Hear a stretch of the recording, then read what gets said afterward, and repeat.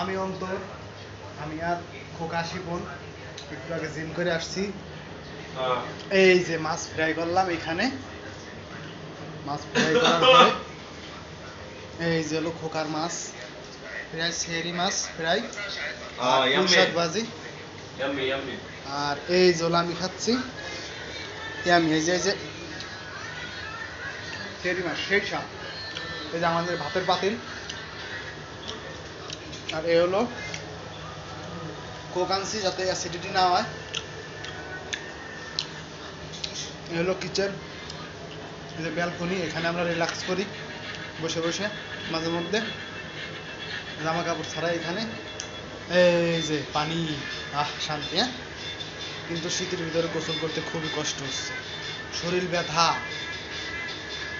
শরীরের ইঞ্চিতে ইঞ্চিতে ব্যথা। সাগরের মাছ, এর ভিতরে চরম পরিমাণ আপনার আমিষ আছে, না আঁশ আঁশ।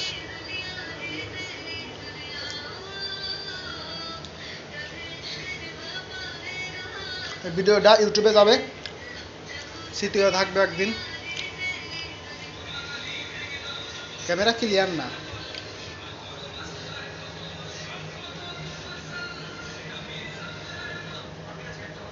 এই যে রাইসা রাইসা রাইসা দেখছেও আমার একমাত্র আমাদের রাইসা।